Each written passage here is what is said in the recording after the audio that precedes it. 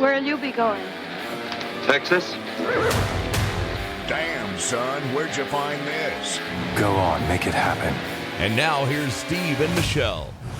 Welcome from the heart of Dripping Springs. We are Mallet and Michelle, hosted by me, Michelle Lewis, and Steve Mallet. Michelle, how are you doing? I'm a superhero. You are not a superhero. Stop telling yourself that. I'm a super. The first thing you need to do to recover is stop lying to yourself. Lisa said I was a superhero. Lisa Sullivan at the city. Yeah, Lisa was doing a happiness seminar. She'll tell you whatever you need to hear. Lisa, I'm going to tell on you. So before we get in on that, we need to thank our sponsors. Yes. Capital Farm Credit. Nomic Power Solutions. And Mallet Integrity Team. And our guest today, Morgan Hammer. Morgan Hammer. She is running for county commissioner in Precinct 3. She is a lovely young lady. She is smart. I think she's smarter than you. That doesn't say much. She's very, very smart, very articulate, more articulate than me. Smarter than you, more articulate than me. Wow, then I'm really looking forward to this. This should be fun. The fact that I said the word articulate without stumbling. Wow. I practiced that. It's a good day, Michelle. It's a good day. I practiced that. Yeah, her precinct goes like from Henley, Driftwood, down into Wimberley, so just outside of the Dripping Springs area. But Morgan Hammer is going to come in here and talk to us in a little bit. Hey, let's do some chit-chat, little stories we got. Early voting has started. It started, well, as of this recording, it started last week, but we're live right now. It started yesterday, the 21st, and it goes to November 1st. Election day is actually November 5th. I waited in line yesterday like a good patriot at Patriots Hall for an hour and a half. I heard the line at Jovi was 3 hours long at one point. It wasn't at the end of the day, but it was during the middle of the day. I tell you, so it's Jovi, right now, Ranch Park, and Patriots Hall. The issue is you have one person checking your ID. You have 10 voting booths, but only one person is checking your voter ID. Now, there were some issues. Was that the way it was at Patriots Hall? It was the same way, I think, at all locations. Maybe Ranch Park had two. But the biggest issue they were facing yesterday was that if you were new to Hays County, the system, because it happened to two people right in my vicinity, in front of me, it picks you up on their system, but it won't give you, you have to put that little number in. It wasn't giving them a number or a code, so it shows that they're registered to vote. And so then there was this magic, lovely poll worker that has to get on the phone and confirm that you're registered? Confirm and try to get, and by the girl so that slows everything down. Slows everything down, because the girl that was in front of me, I think it was maybe 10 minutes from the time I saw her, that issue happen, and I voted, and then I was out the door and she was still there. They were trying to figure it out. So yesterday, I was going to go vote at Jovi, and when I got there, I realized, because I was picking my dad up, who lives in Jovi, fantastic place, but was going to pick up my dad. I was going to vote and pick up my dad, and we were going to go to dinner. And I said, or were you picking up your dad, then you were voting? Go ahead. No, not in that order. But so I decided that I would just sit in my car and wait till I was ready to pick him up. Holly was going to come over there. And it was fun watching the people walk in and trying to guess how they were going to vote. Oh, yeah. It was just a fun little game. You go, oh, I know who they're voting for. Oh, yep, they're definitely voting for so-and-so. Well, I texted two friends of mine that are running for county judges, and told them I was proud to cast my vote for them, and good luck. And it has got to be nerve-wracking. It's true. You really expose yourself when you run for office. You really do. And, thinking about Morgan, she's a young mom. And, this campaign, I feel like the local county campaigns, aside from the sheriff's campaign, hasn't really been ugly for the most part for some of the other offices, I feel. But There's yeah. always a little bit ugly, but yeah. Yeah, I just hope that people, rise above it. Lisa was telling a story yesterday. We were talking. I think we talked about it last week when somebody stole their sign. Lisa Sullivan, who was on episode 102, she does this happiness seminar, Yes. which we were able to attend yesterday. They invited us to that, and it was fantastic. Oh my wasn't it? gosh! So TNT and South Star Bank, Yep. they sponsored this event, and Lisa Sullivan does these little happiness. It's called the happiness element, where she goes all around, and you had to do like a little what was this called? That VIA character strengths profile, and so. Basically, you take this little questionnaire. Steve liked it so much. Steve took it twice. I took it twice, honestly. Okay. Honesty was my number one trait. They were talking about your top 3, and then you have, I think there's 24 traits, right? There's 24. So your top 3, your middle 6 to 19, and then your bottom, I think it was your bottom 3 or whatever, right? So the top 3 are your signature traits. Just because you have them up at the top doesn't necessarily mean that you're always that person, and just because something's at the bottom doesn't mean you lack that, that trait. It's not a big hole. If you're 22, 23, and 24, don't mean that you lack that stuff completely. It's just not one of your strengths. But my number 1 was humor. Humor. Although sometimes inappropriate, but mine is humor. Most of the time inappropriate, Michelle. You are correct. My number 1 was honesty. Most of the time boring. No. Honestly, yes, that's probably Boring. true. No, I'm just kidding.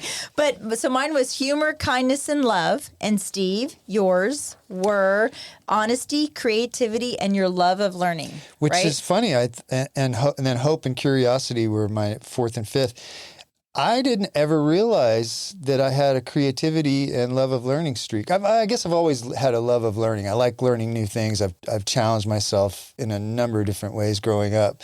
But the creativity has really just come about, I think, since we started this podcast. I think it was sort of suppressed for me for a long time. Well, you told me years ago that you took a creative writing class or something. Yeah, I did, yeah. And you write Couple that of them. article in the Outlook.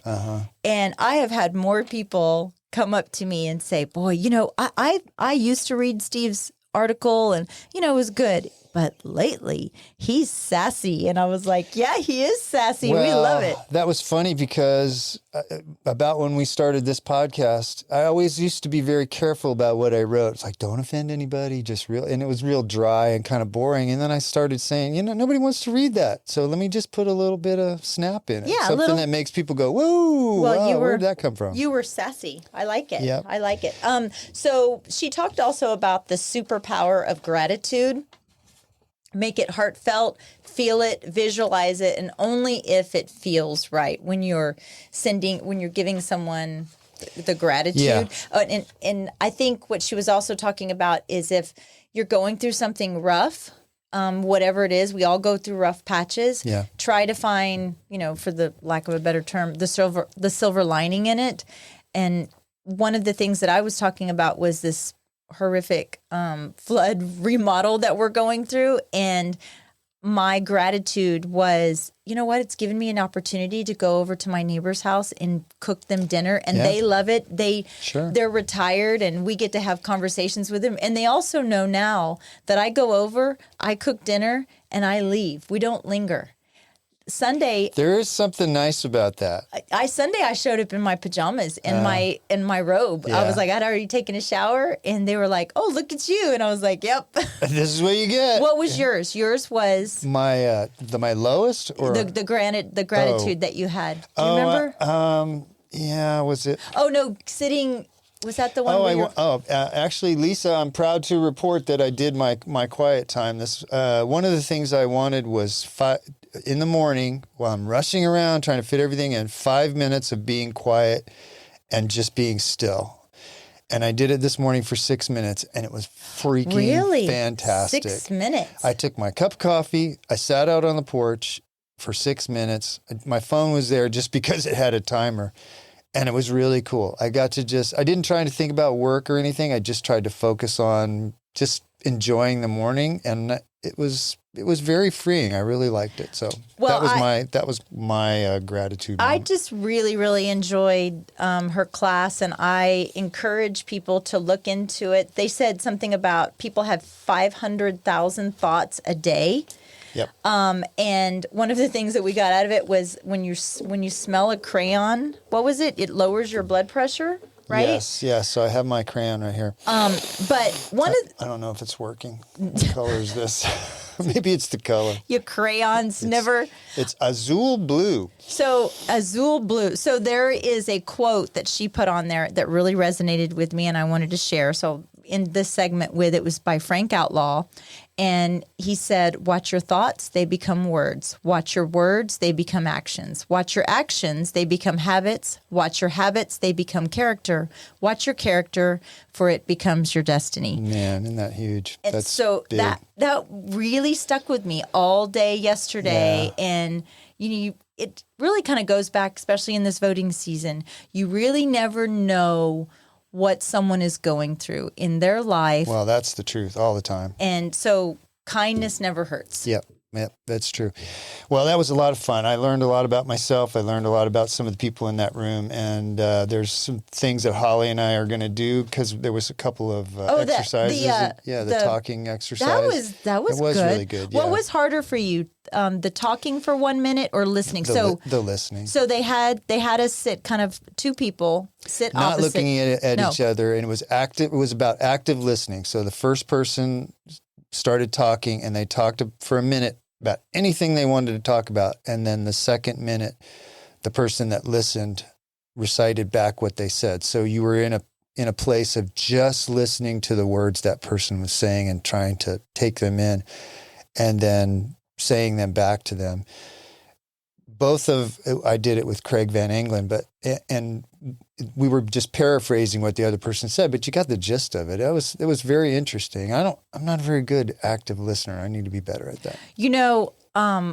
One of the things we forgot to touch on, or what I forgot to touch on, was our bottom one. And I've given you, I've ribbed on you a little bit, but mine Our is bottom actually trait. our bottom trait. When you said our bottom, like, I'm not talking about my bottom right now, No, Michelle. we're not talking about your bottom, Mallet. Jeez, there's the honesty. There's the 12-year-old came out. Mine was prudence, which is being careful about one's choices and taking undue risk and not saying or doing things that might be later be regretted.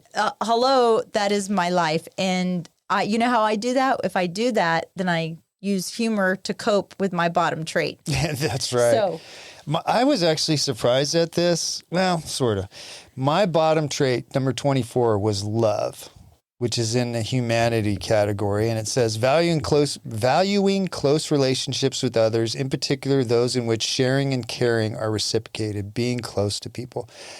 I've always had my guard up when I'm around people. It's hard for me. I'm learning how to do that, but it's hard for me to let my guard down, let people love me. I mean, I have a hard time saying the word, love me and appreciate me. let me love you, Steve. But so, and the other thing is trying to find out when I show somebody love, figuring out what shows them that I love them. Like, we're talking about that love languages thing, Yes. maybe somebody's is acts of service, but if you give them gifts, then that doesn't tell them that you love them. You have to figure out how they feel The valued actions and loved. speak louder than words. Yeah, it is interesting. And being married for as long as I have been, I have learned that my love language is a lot different than my husband's and each one of my children's. So it is an interesting. God, love's weird. It is weird. It's so and weird. you know what? I think it's a lifelong learning thing. You never really get it figured Well, out. I love you, Steve. God, look does at it mean him. I have to say it back? Look at him. He's like, look. I can't say it. I can't do it. I can't do it. I love you too, Michelle. A couple things. Shred. This is real quick for our live viewers right now on Instagram. Shred Day, October 24th, day after tomorrow. You can come from 11 to 2 and drop off all your shredding stuff here at the Keller Williams office right behind McDonald's. And for the people that are listening online, we'll do it again next year. You missed it. Yes, So it's Dripping Springs Elite Real Estate Professionals are hosting this year. And we're really excited, and just bring anything and everything you need out. Any papers, bring those tax returns from 1987 and all those old checkbooks. We'll shred them for you. We got invited to a really cool event last week. The Dripping Springs Sports Club had a sort of a kickoff presentation about what they want to do. I was super impressed with all of the stuff that they were going to have. And I didn't realize how much something like that was needed here in Dripping Springs. Yeah, apparently. So this would be... it's 10 acres with a sports club, 144,000 square feet, 3-story building. It would have volleyball courts, pickleball courts, basketball courts, gym facility. It will have lounging areas. It'll have like a snack bar kind of setup. It would be a place for people to go, if they're having volleyball tournaments, a place where the whole family can come and spend the day instead of the other siblings sitting around on an iPad all day while brother or sister plays basketball or volleyball. This will be a place where everybody can go and have fun. They just put a 10-acre property east of Headwaters, kind of a little bit north of where Patriots Hall is on the other side of 290. And they're just in their fundraising and design portion right now. They realize that their biggest obstacle is going to be getting this all through the city. I thought that was pretty funny when they said that. They didn't realize that was going to be the biggest obstacle. And I think our table, because we had... I was talking to a couple, and I'm sorry I didn't get their name, but they were there from Steiner Ranch, and they were saying, well, how long do you think it would take to build this? And I said, well, it'll only take like a year to build it, but it'll take 2 years to get it through the city and get it approved. And that Drew and Ashley Rose are the two, the people that are they are going to get it up and running. They pretty much said exactly that we were real surprised when we met with the architects and they told us, building it's not that hard. Getting it approved is the hard part. It will take years to get it approved with the city, but it's going to be pretty cool. I think they're offering a round of funding right now. I think you can get in for as little as $50,000. Well, little. With $50,000, you can become what they call a lifetime member. You get a membership for the rest of your life. What? To use all the facilities. Did I miss that part? Was I getting dessert? I guess you during were. The time? Yeah. So wait. So you pay $50,000. And I'm sure there's some kind of investment portion of that, but one of the perks of that is that you get a lifetime membership, which is for family, which is $200 a month. I mean, you got to be a member for 25 years or something to get that money back. But you're also investing in the community, and it was really cool. I think I liked the feedback that they were asking from people. Like, what do you want to see? What's important to you? Is it childcare? Is it adults only classes? Is it racquetball courts, pickleball courts, yoga? Whatever it was, they were reaching out, and people would just walk around with little sticky notes or pins. And I wish them the best of luck. I hope that it goes through. The people that own that commercial portion in front of Headwaters, I can't remember that investment group, but they're really excited about it. They've brought in some people that are real experienced in building these things. It would be a real asset to our community. So we wish them, Drew and Ashley Rose, we wish them the best of luck with that. But didn't you have a story about something happening at Amazon? With all of this ordering that I've been going, I mean, I don't know if you've seen my insane amount of ordering. I've not seen your front porch, but I can only imagine. It's scary. It's really scary. But the reason why I like to order from Amazon, now I'm a big bargain hunter, right? So I will find a particular item and I will go search to the end of the earth just to save $3 and free shipping. And Amazon, a lot of times, will come and clutch for me. Even if I go to Kohler and, excuse me, I'm spending $1,500 on a freaking faucet, a stand-up faucet, but they're charging me shipping, I'll go find the exact one from the Kohler Amazon site, and because I'm a Prime member, I'll get free shipping. But Amazon has updated their policy, and people are saying because of this policy now, it could potentially bring people back to malls, back to mom and pop shops. It's actually not a bad thing. That. So here's the update that they're saying. Because there's so many returns, right? I need to get my glasses on so I can read what it is. 4 Eyes, Michelle? Yeah, 4 Eyes. Amazon policy has always been kind of fairly easy, right? You say, I want to return it. I mean, sometimes they don't even ask you why. You just say, I want to return it, bada bing, bada boom. But the new policy states that you could be charged a restocking fee, a partial refund, or zero refund, even after you've already returned the item. Now, you've always had 30 days to return something through Amazon, so that is going to continue. But now what they're saying is when you, remember you would return something and I'd go return it for you or you'd return it. Right. That same day, as soon as they got it, your refund was processed. It's now good. It could take up to 30 days now for your refund to be processed. This is not uncommon though. A lot of companies have done that over the years. They acquire customers by having these really liberal return policies and guarantees, warranties, and then after they get you hooked on that service, then they start pulling them away.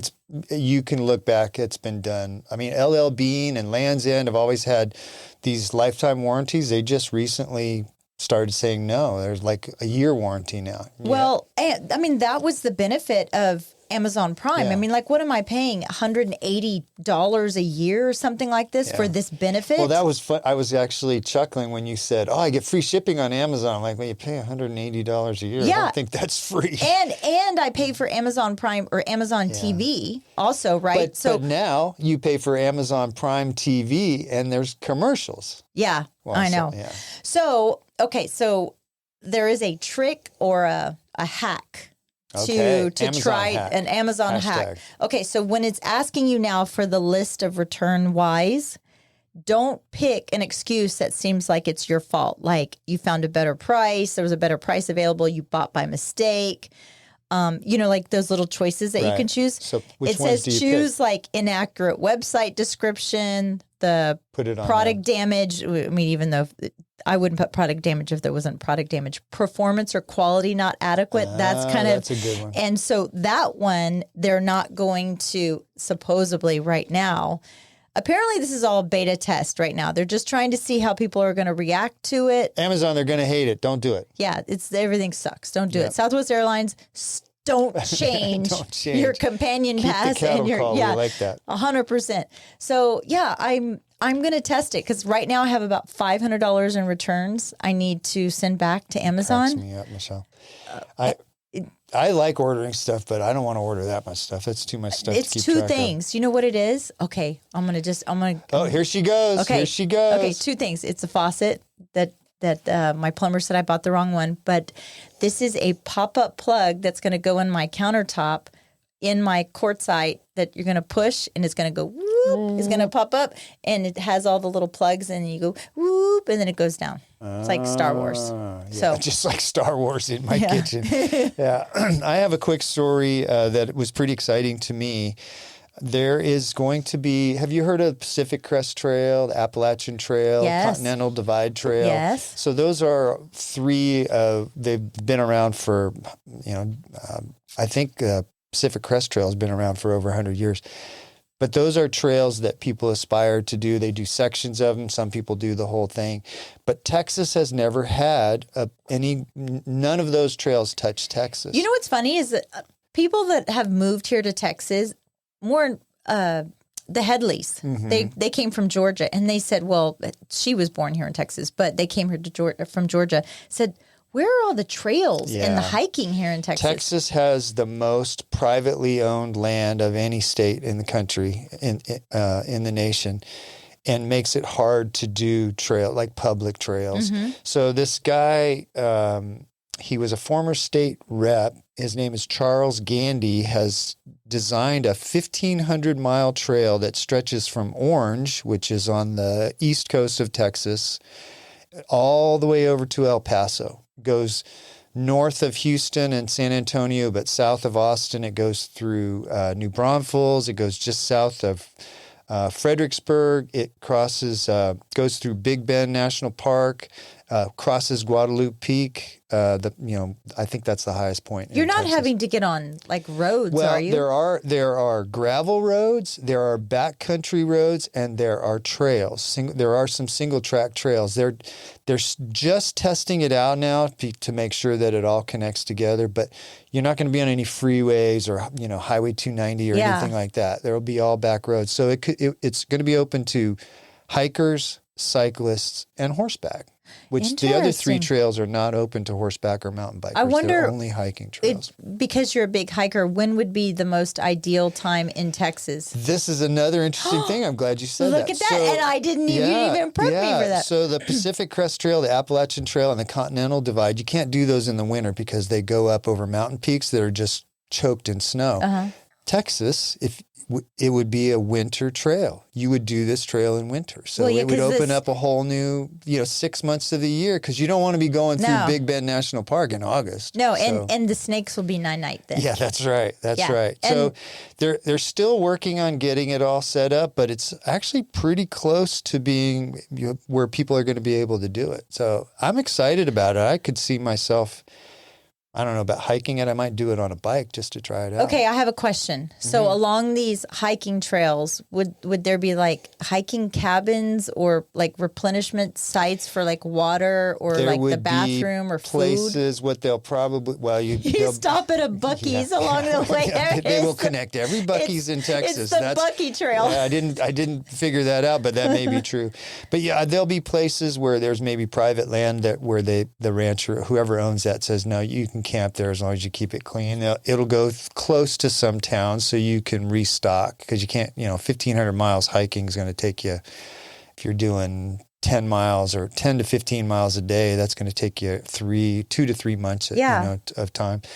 So I think it's going to be pretty cool, and it'll give us, stuff for people to do in, December, January, February, when none of the other trails in the country are open because there's too much snow. I think you and Holly should do it. Y'all should break it up. Obviously 1,500 Yeah. miles would be. There are on those 3 other trails, the PCT, the AT, and the Continental Divide Trail. There are people that they call them section hikers, and what they do is like they will go and do like 200 miles of the PCT, and then 6 months later they'll go back and do the next 150 miles, and then over the course of time they have done the whole trail, but they don't do it all back to back. Yeah. Because Holly and I figured out for us to do the Pacific Crest Trail, we would have to start in probably late February, early March, and it would take us 6 months to do it.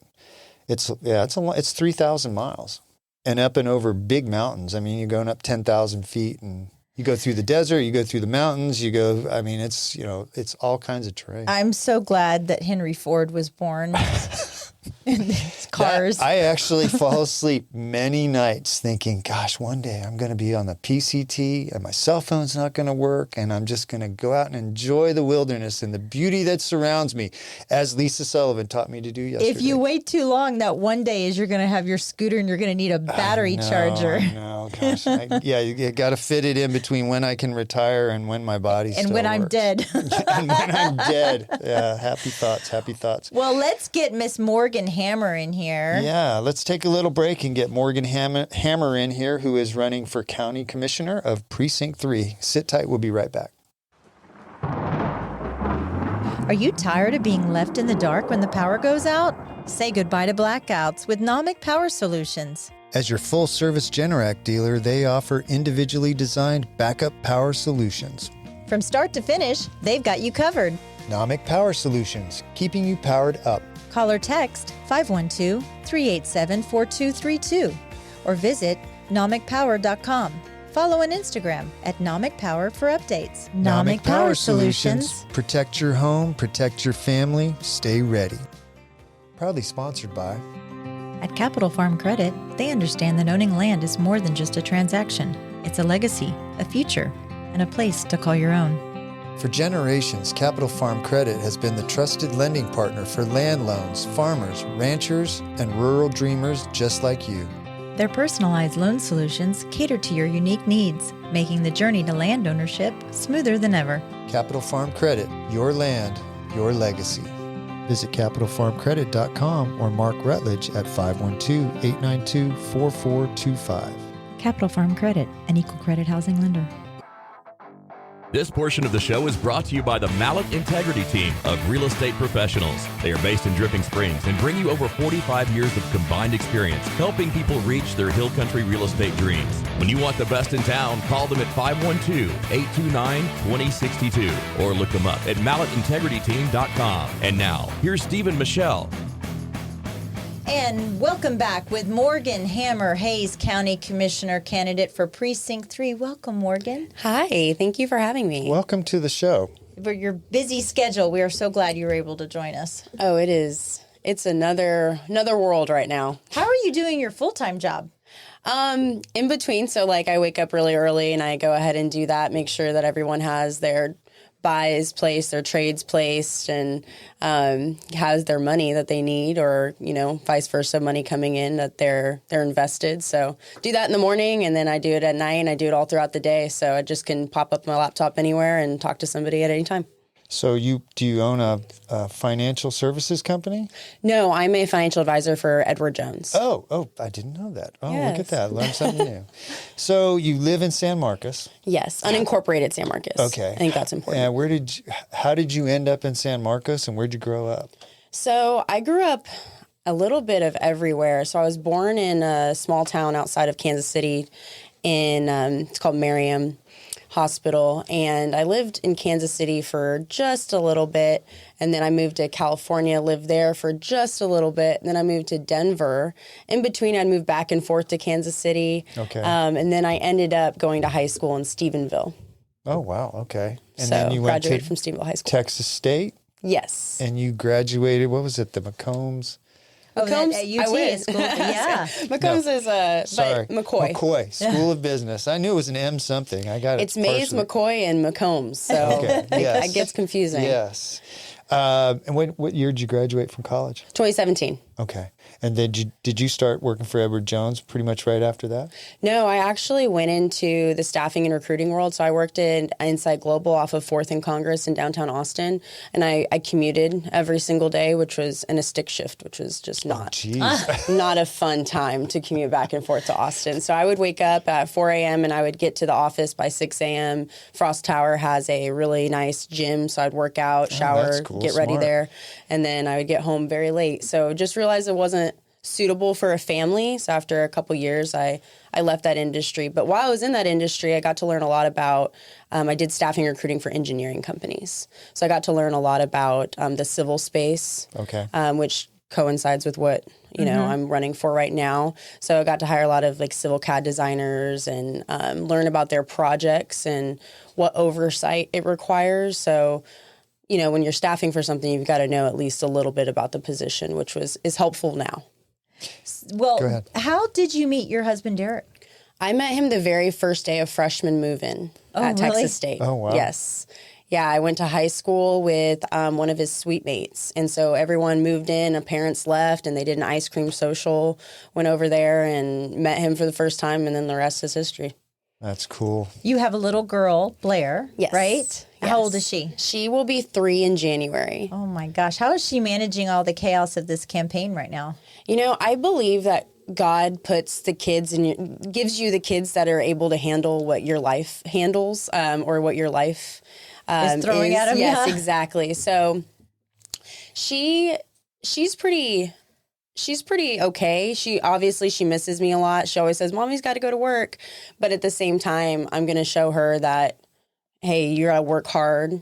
You can be successful at whatever you want to do, and you can accomplish anything. And I think that's important. So, but no, I definitely I do all the cuddles at night, all the cuddles in the morning. I get her ready every day for school. So still get to spend some good time with her. Aw. That's great. Yeah, you don't want to miss out on that. It goes by way too fast. Way too fast. So what made you want to run for the county commissioner for Precinct 3? What kicked that off? Yeah, how did that fall in your lap? I've always had a love for politics. I started actually out at Texas State as a political science major. So I wanted to go to law school, and I wanted to go that route. I joined Pi Alpha Delt, which is a pre-law fraternity in Texas State. And after going to school for a few years, I decided I don't want to go to law school because I just wanted to be done. So I switched my major over to business and graduated with a business degree. But I've always had such a love, and even watching the presidential debates when you're younger and just wanting to be within that world and having a higher purpose to serve others is, I think, my biggest take away from why I wanted to be in politics. So I've always thought, I mean, I go to church. I'm very involved in my faith. And I've always said, I know, God, you're trying to do something bigger for me. I just didn't know what it was. So I've asked a couple. Jude Prather is, he's on city council in San Marcos, and he's also the veterans officer for Hays County. And I told him a couple times, hey, I've always wanted to be involved in politics. If there's anything you can do for me, let me know.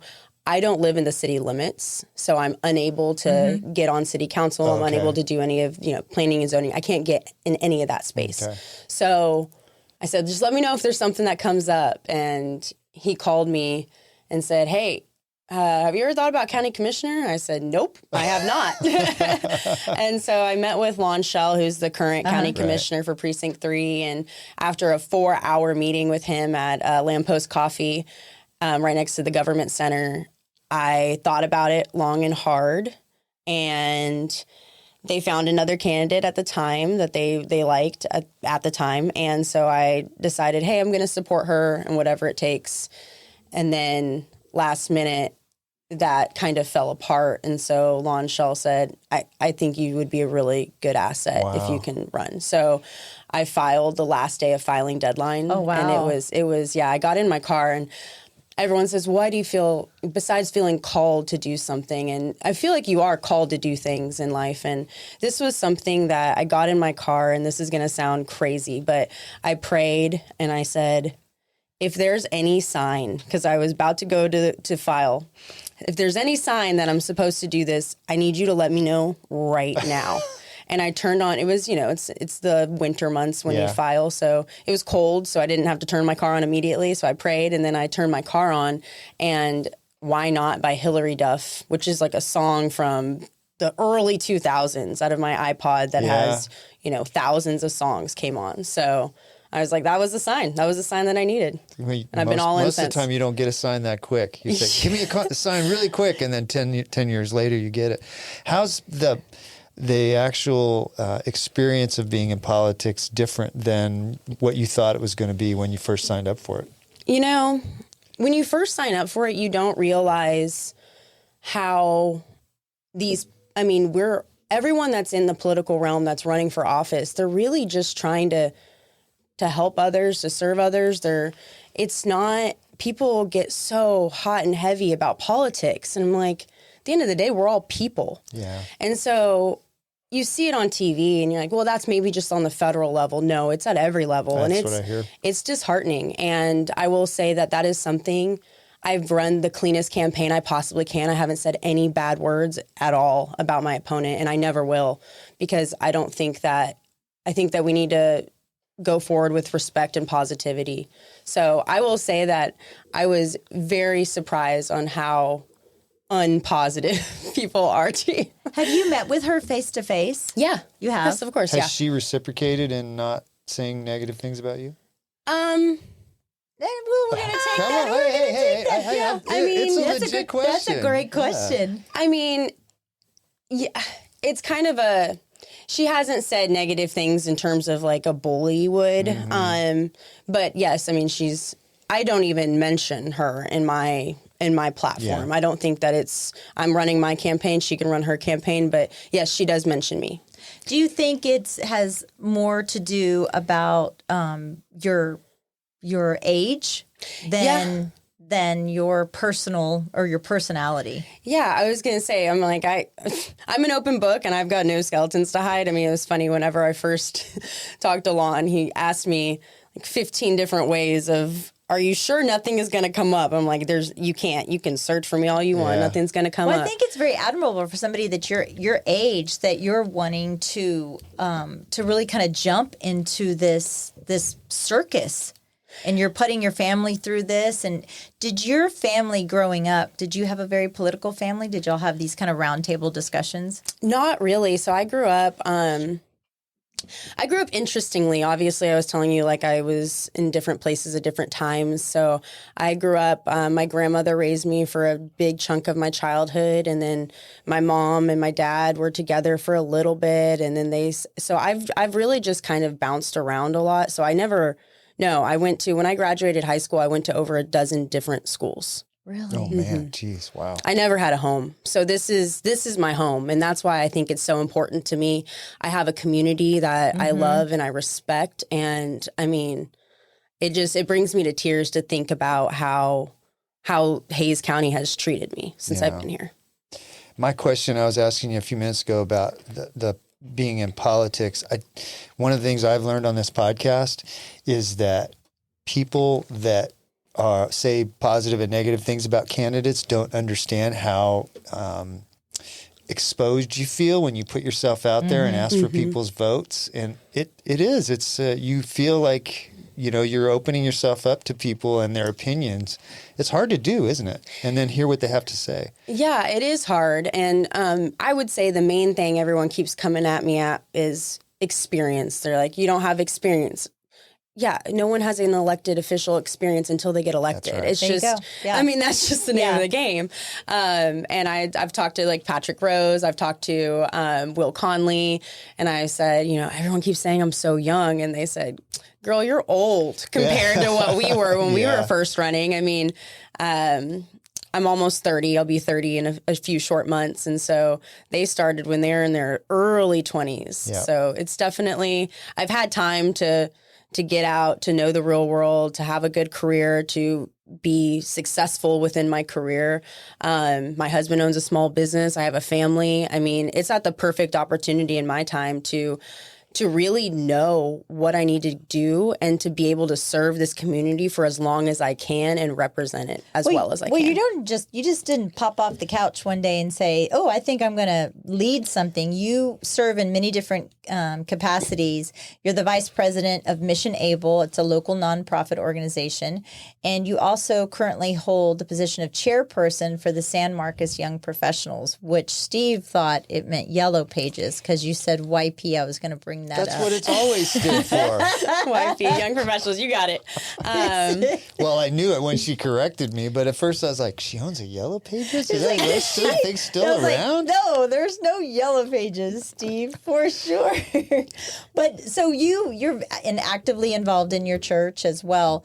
Do you think that, I'm just going to ask the question I think is kind of on people's minds, given the vigor of being in the political realm and kind of having your personal life exposed all the time and we know Walt Smith and we know where he lives and breathes this. How are you going to balance that, your professional life with your personal life? And you're right. You're not going to know until you try, right? And I've talked to Lon at lengths about this too.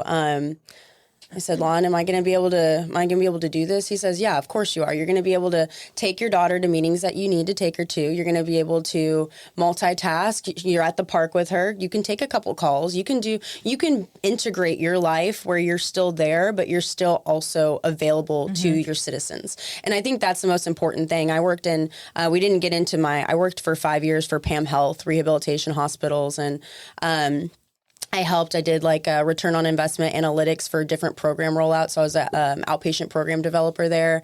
And then we also did workers' compensation programs, but hospitals never shut down. And so my patients, if they were in the hospital, because my person that I needed to make happy was not only the patient, but it was also the insurance company. So whenever my patients were in the hospital, they would call me at 4 a.m., 3 a.m. I've gone up to the hospital at 2 a.m. I've went to HEB and picked up things when I had my daughter with me. You make it work because you care about who you're taking care of. Sure. Tell us the role of county commissioner. What are the responsibilities of a county commissioner? Yeah, the biggest responsibility that the county commissioner does, obviously you have commissioner's court, but they create, establish, and manage the budget for the county. That is I would say, their number one task. I mean, obviously you have right-of-ways, you have the infrastructure side of things. You also have the, conservation, natural preservation, those sides of things as well. But the budget, that's huge. And I'm financial advisor. I'm really great with the budget. Sure. And I'm not. No, she's not. I would be horrible in this role. Is there girl math? Hays County girl math. Yeah. That would be me. But you decide where to allocate funds. And so everyone, you decide whether or not you spend construction dollars on this project in your precinct, whether they go to certain nonprofits, the amount of money that goes into salaries for county employees. I mean, it's it's a massive budget, and it requires a numbers person, and Lon is that numbers person. So whenever he was seeking out somebody, or whenever he told me about it and we talked, I'm the numbers person. I do everything within numbers. I've got this election, I have looked at numbers like you would never believe. What is the county budget then? Do you know about? $383 million. Wow, geez. Yeah, that is a big budget. Just chump change. Yeah. Just chump. So Yep. some of the top 3 issues that everybody's kind of like hot button topics are traffic, the county taxes, and then of course our water, the water issues that we're having. How are you planning to address this? Yeah. So what do you want me to start on? Which one? Just you choose one, dealer's choice. Okay. So when it comes to traffic and infrastructure, it's extremely important that when we are deciding on what projects to do, we are doing it in what's best for our citizens. So people always say, well, why there's a project and everyone's talking about it for Proposition A, and it's you're going around and it's very expensive, but you're going around and using a lot of land that hasn't been developed at all.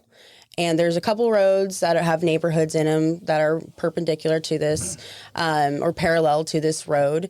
Why wouldn't you just use those roads? Because right now what we're trying to do is we're trying to divert traffic from 35 and send people elsewhere to slow up the congestion on 35, but we're not going to send it through people's homes. Yeah. All those people have a right to talk and to have their voice heard as well. So sometimes you have to spend more to keep everyone a little bit happier. And I think that's the biggest thing is I believe in a fiscally responsible budget. I believe at looking at things from a holistic point of view. And I think that there's a lot of things that we could find private donors for that we're not. I think there's a lot of, in terms of like our nonprofits, I think we can reach out and get a lot of private funding to those nonprofits. It just takes more work. Everything takes more work. TxDOT is actually giving out the most amount of funding and helping with infrastructure that they ever have. The reason why people don't use TxDOT funding as much as they should is because there's a lot more red tape. It's a lot harder of a process.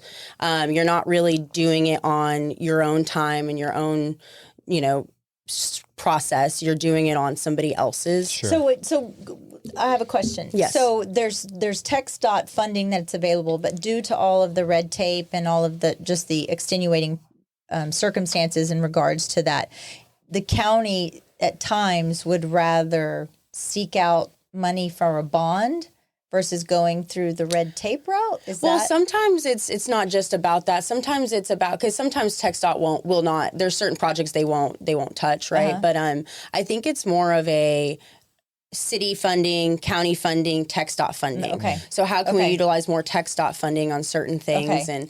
And I have a lot of time to develop and to learn processes. And so I've already met with a couple of engineering firms, and they have some really good people that came from TxDOT and are in their firm. And so I'm hoping to partner with them and be able to really learn the process. And, the more you do something, the better you get at it. Sure. So What are you advocating for people to vote for Prop A?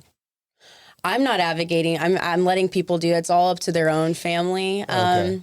I think that's a personal decision. Kind of like when people ask me about Social Security, should I take Social Security now? I'm like, people have in their mind that they might die tomorrow. They might. Can you give us just a general overview of what Prop A is then without going one way or the other? Yeah, it's $440 million bond. And right now there are some really great projects within that bond. Okay. The people that made this bond, they took a lot of time to try to do what's best for the county. They try to be, Hays County in general, we're the fastest growing county in Texas for sure. I want to say in the U.S., but definitely in Texas. But yeah, it's a huge bond. Yeah, it's all encompassing, improving 31 different roads by the year 2045. 100%. And so people have, and they always give when they're telling you, hey, this is how much it's going to raise your taxes. And this is just informational. I'm not giving opinions, but when they tell you they're going to raise your taxes by 2 cents per $100 valuation, it's worst case scenario. They're always going to give you worst case scenario, just like finance. We always give you worst case scenario. So this is worst case scenario. And I know that in terms of where our debt is in a county perspective for debt issued versus what we receive, we're at 0.1 to 0.12. And usually counties in Texas are at 0.18. So we're actually a lower county on the debt level. But at the same time, I think that we could always improve. There's always room to improve on everything. I feel the same way. I think there's a lot of griping and moaning about the traffic here. No, I agree, and I'm not saying that that you shouldn't vote for Prop A, but it always cracks me up because every time there is a slight tax increase, it's like death by 1,000 cuts, right? It's only going to cost you $100 a year. It's only going to cost you $25 a year, but it just keeps happening all the time. I want the roads to be improved. I will vote yes on Prop A, but it always drives me crazy. It's only $7 a month. Yeah, but geez, on top of all $7 adds up. Yeah, it does. On top of all the other stuff, So. Well, that kind of piggybacked on my other question, the second part of my question about county taxes, and so we kind of talked about that. But let's talk about right now what everybody just gets everybody's blood boiling is water, yes. The water issues in Hays County and the development that is coming in here to Hays County because we are the fastest growing, and people are like, oh, they won't stop development because it's all, this is the Facebook trolls that I hear. They don't stop development because it's more money in their pocket, but we don't have water and oh, you green grass growers over there too. So talk about this ever growing problem with our water system. It's a crucial issue, and it is affecting Dripping Springs. It's affecting Kyle. Sure. It's affecting Wimberley. We're running out of water, and that's plain and simple. So how are we going to do? But if it's funny because I've attended some sustainability series, and I've seen how people actually that only take in rainwater collection, how they live. And if we were willing to live like that, we might be in a better place, but I mean that's going to affect our quality of life. Sure. You mean the personal conservation? Yes. I mean they fill up a bowl, they brush their teeth with. I mean it's everything is just to the max on conserving water. And they live by the rule: if it's brown, flush it down; if it's yellow, let it mellow. And 100%. And their showers are, 1 minute. 2 minutes. Yes. Yeah. Turn the water on, wet yourself, you soap up. And turn the water off, soap up. For your hair. It ain't gonna work for me either. So the water issue, I mean, it's one of the most complex issues that there is. I mean, sitting down, even talking to Lon, and we were going through. I mean, first step is education on conservation and preservation, and just educating the public on how to conserve water. I mean, that's the number one thing we can do that costs probably the less. We can also allocate funding. So from the county commissioner's perspective, our jurisdiction is very small. Yeah. Someone's misusing water. The commissioners don't go out there and do anything about it. It's the conservation districts that do stuff about it, right? So, what was I going with that? So we can allocate funding to go into research and development research to figuring out what our conservation problem is and how we can increase our groundwater and those efforts. But when it comes down to subdivision rules, we can work with subdivisions, we can work with HOAs, we can make it so it's that developers are working better with us. Yeah. But it cracks me up when you see, and Michelle just alluded to it, the people on Facebook saying, well, just don't let them do that. It's like, well, no, that's not how it works. You can't just stop somebody from doing it because you don't want it. If you put in rules, and if they follow all the rules, then they can develop it, right? Yes. Yeah. It's you think about it from somebody that's invested a lot of money to develop something, to have some politician, and they wouldn't because they'd get sued, but say, no, we don't want that. You can't do it. It doesn't work that way. You put in good rules and encourage sensible development. Mm-hmm. And you encourage collaboration. I think that's the biggest thing is the number one thing a county commissioner can do for our water issue is collaborate with all the stakeholders and to just stress the importance and, hey, well, if you can't do this, what if we tried it over here, right? I think that when it comes to water and like you were saying, the rules, we put rules in place, but we also live in America. people can, if somebody wants That's to right. sell their land, somebody can buy that land. right. And if somebody, I mean, that's And if the they world we live follow all in. the rules, they can develop it into something that is more improved or higher, better use. Yeah. Let's shift gears just a little bit and talk about small businesses. Your husband is a small business owner, and small businesses right now are hurting. I'm hearing so many people here in Dripping Springs. Things are closing down, breweries and sweet shops and so on and so forth. What role do you think the commissioner has in helping supporting those small businesses throughout the county? Yeah, where county commissioners come in to help small businesses isn't necessarily from you don't see it exactly like within the business, but you see it from like a macro level, right? You see it from having roads that are easy access points to get to and from their businesses. I mean, I worked in downtown Austin. I didn't want to go anywhere that wasn't close. So that's going to affect the businesses that are on the outskirts, right? Or hard to get to. Like you go to the Y in Oak Hill and it's like, nope, not going over there. Exactly. So making it so the quality of life from getting from point A to B is optimal is key. That's one. And then two, making our community safe, like keeping our safe. So in the county budget, over 60% of the county funds, tax 60 cents to every dollar that you pay on county taxpayer dollars, go to law enforcement and our criminal justice system. So law enforcement is huge within the county commissioner's realm. I went through the Hays County Law Enforcement I got the endorsement from Hays County Law Enforcement Association, but I went through the Hays County Sheriff's Office Citizens Academy. Like, can you guys make that any shorter for me? Every time I say it, I'm like, okay, now it trips me out. Just call it Yellow Pages. But yeah, I went through that process and got to learn all the different nuances of our criminal justice and law enforcement departments. And there are many of them. There are a lot of areas where we can improve. I mean, I know you had Anthony Hippolito on here, but fentanyl is a huge deal, issue. yeah. It's a huge issue right now. And so making sure that they have their tools and the resources that they need to get their job done is pivotal. But also we have a jail issue as well. Right. I'm sure Tanner touched on that. Tanner was touching on this. Yeah, for sure. And that's how I think that's important whenever you look at who you're electing.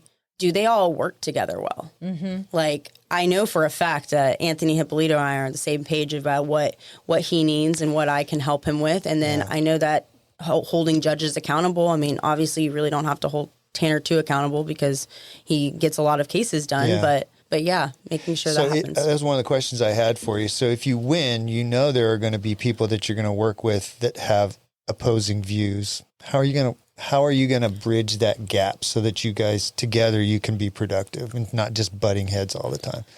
Yeah, I have one of those types of personalities where I can get along with pretty much anybody.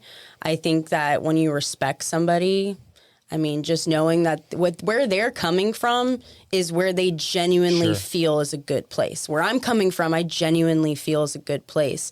And to discover why someone feels a certain way and to dig deep and not just surface level really uncovers why they're thinking X, Y, and Z, right? So I think it's just having those deep conversations because right now in our political realm, you have the right and you have the left, and they're not talking. Big chasm between them, And they're not talking. Yeah. But at the end of the day, you're a father of a 2-year-old. You're a father of a 2-year-old. Like they're similar. They're more similar than they are different. That's what I've been trying to do whenever I have a conversation with somebody that has a different political point of view is try and find where we have the common ground. Yeah. And, so if and when you win, that would be, like you said, listen to them, figure out where they're coming from and go, you know what, that makes sense. And I feel that way too on that particular issue. How can we work to make this better going forward from there? Morgan, why do you think, just in general, when you're talking about the divisions of all of the parties per se, why should we care about this election more than kind of other elections? People have said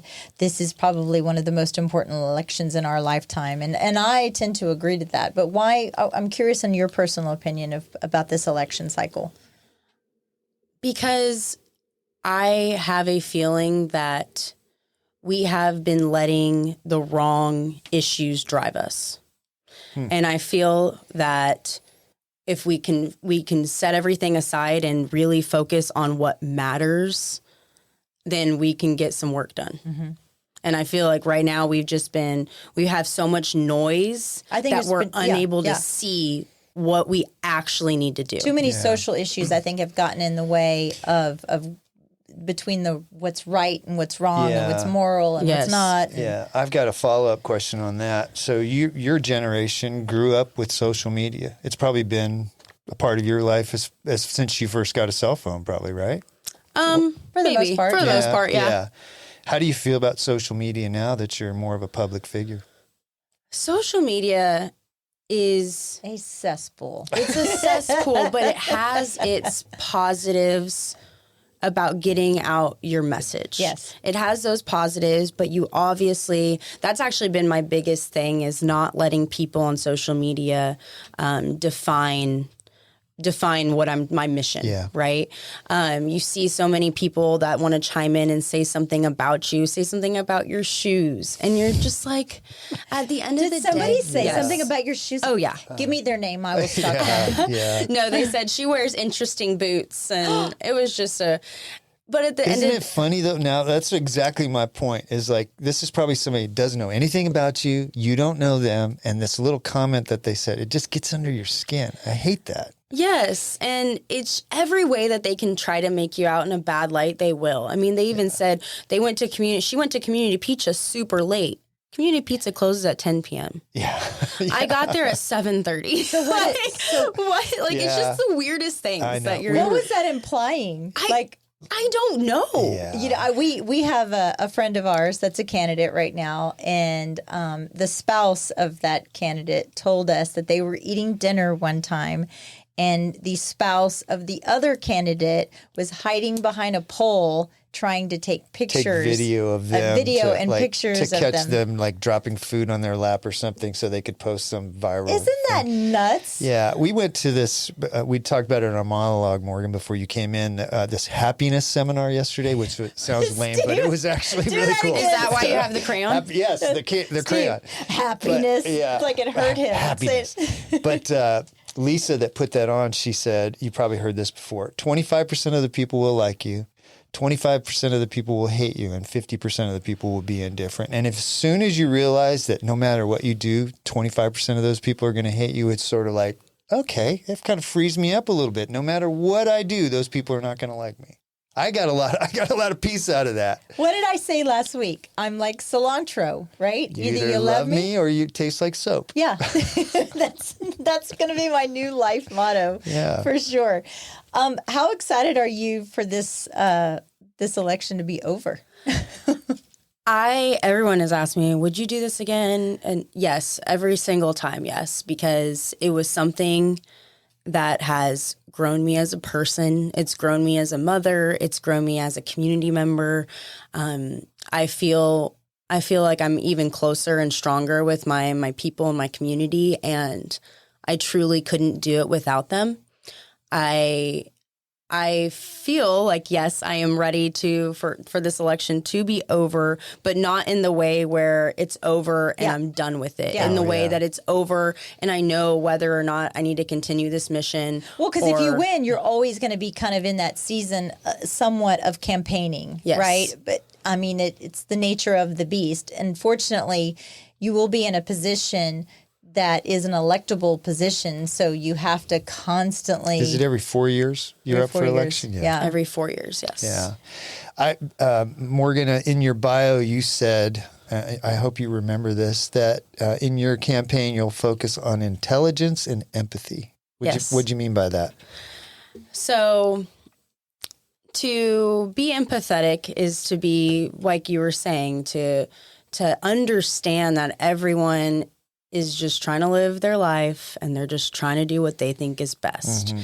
So that is the empathy that I like to instill going forward. I don't ever want people to think that I'm going to judge them or that I'm going to not represent them because of whatever it is that they feel or I they won't represent them for. Yes. Exactly. And I've even said people have been not nice to me and sent emails to me, and I've said, I hope I get the privilege to be the next county commissioner. And if I do, I just want you to know that I will represent you 100% with the most integrity, transparency, and accessibility. You will always be able to reach me no matter what. Which is what you want in a public much bigger figure. person than we are, because I would respond, bless your heart, is what I would say. I would just say, bless your heart. Yeah.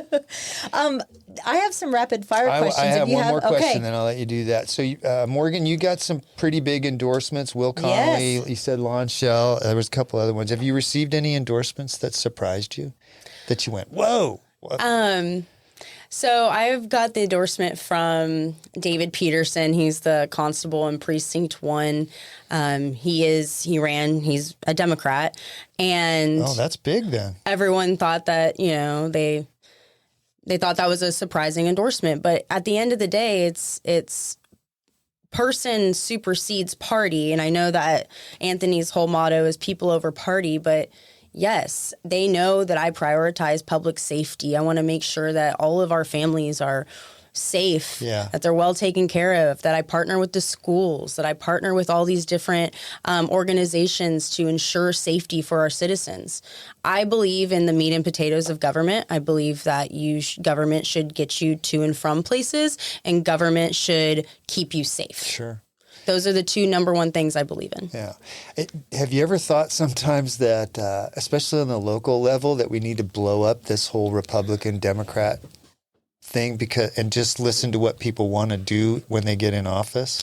Wouldn't that be great? Instead of going, oh, they've got an R, they've got a D behind their name, I'll check that box. Just say, this is what that person wants to do. It's a disservice to the people from a local race, like a county race, to have parties. Yeah. It's a disservice because it should be who's going to be the best for the job. Right. And county commissioner, especially of Precinct 3, it's not a job where people can go into, and it's not a retirement job. It's a job, and if you know Will Conley, if you know Lon Shell, you have to be energetic and you have to be always on. It requires the most amount of energy out of all the other precincts because those people it's rural. It's the most unincorporated precinct in Hays County. Is Lon retiring? Just where's he going? I've asked him. I don't know if he knows. I think he's just not doing this. He's not doing this. He'll pop up and run for office someplace else. Okay. I'll bet you. Okay, so here's my rapid fire. You ready for this? Okay, some of them are very in depth. Okay. What is your best breakfast taco that you've had in Hays County? Where have you had that? The Exxon at Texas State University. Really? Yes. Yeah. Exxon Tacos at Texas Road State trip. University. There you go. They have a little taco shop in the gas station, and it is incredible. Wow. I never would have expected Well, that. it's kind of like our gas station fried chicken here Yeah, in that's Dripping true. Springs. What is more challenging, running a campaign or running after a toddler? Running campaign all day. Really? All day. It has been.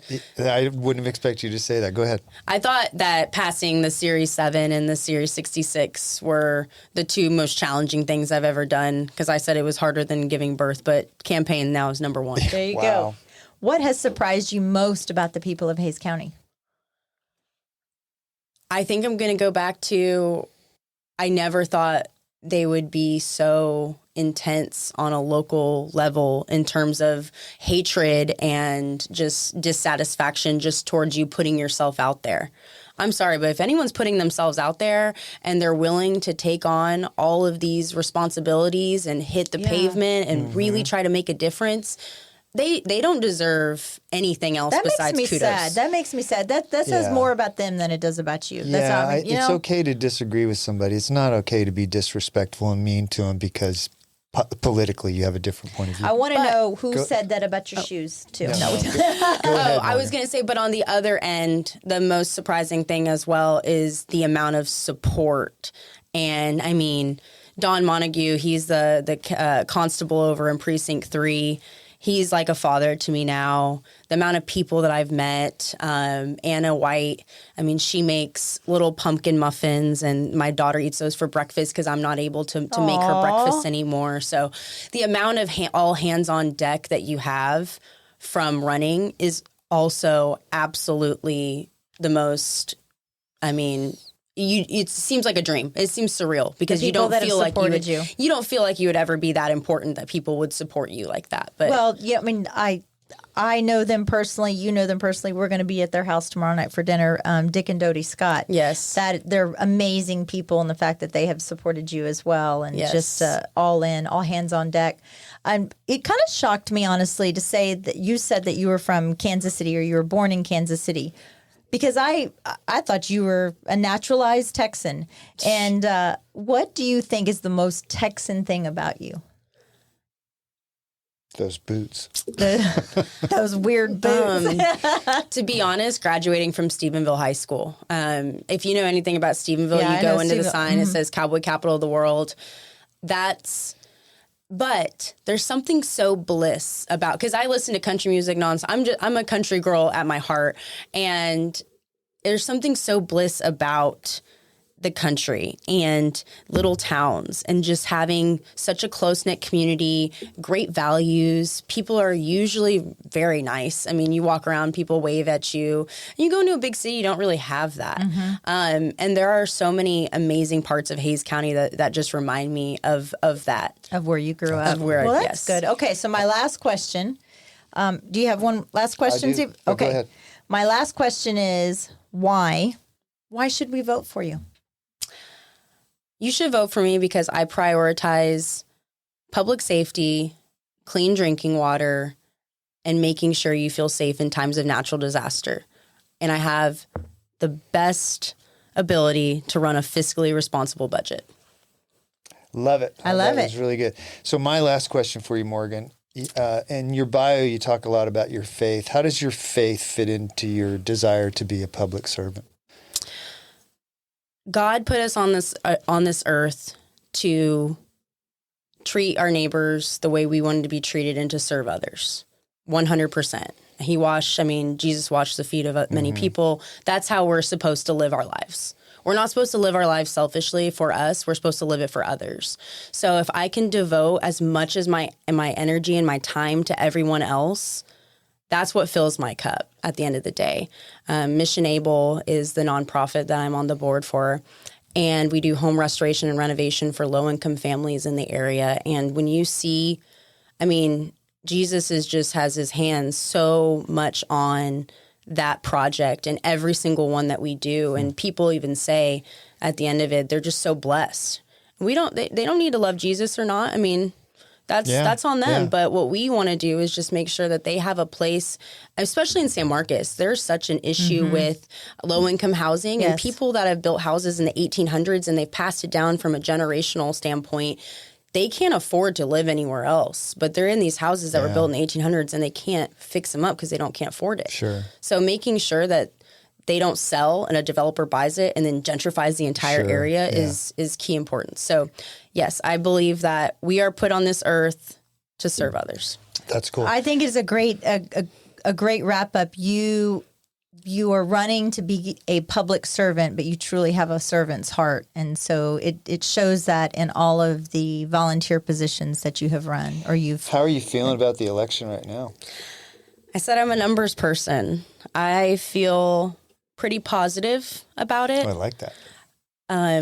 I've been told I should feel negative, but I feel positive. Polling's expensive, right? To go out there and do. Oh, have you done We're any? not doing No. County positions aren't going to do a whole lot of polling. They're expensive and they're not 100% accurate. So it would be kind of a waste of time, money. But all we're doing is I have my crew. They're out there. They're holding signs. They're meeting people. They're working the polls the whole entire time. And we're just going to shake as many hands and talk to as many people as we possibly can. And at the end of the day, I know if I do get elected and I do have that opportunity, I'm all in and I will learn everything I need to serve everyone. I believe that for sure. Yeah.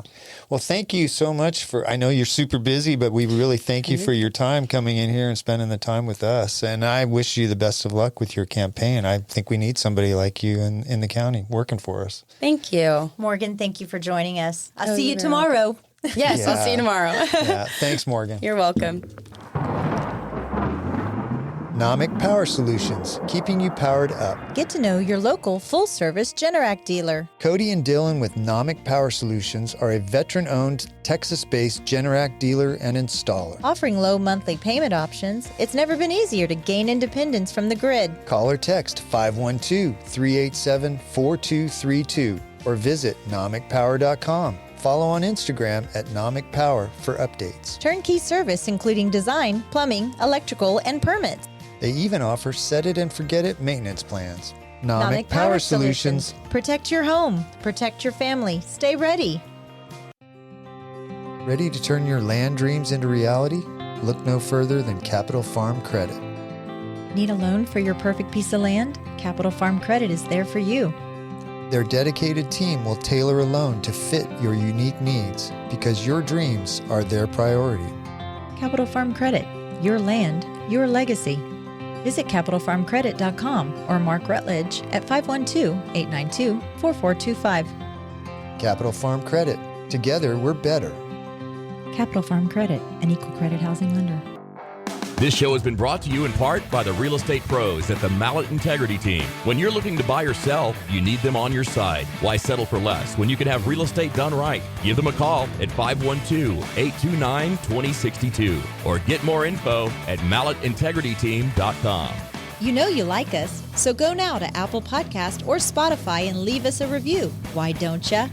We love your feedback and comments. Email us at malletandmichelle@gmail.com. Thanks for putting up with us.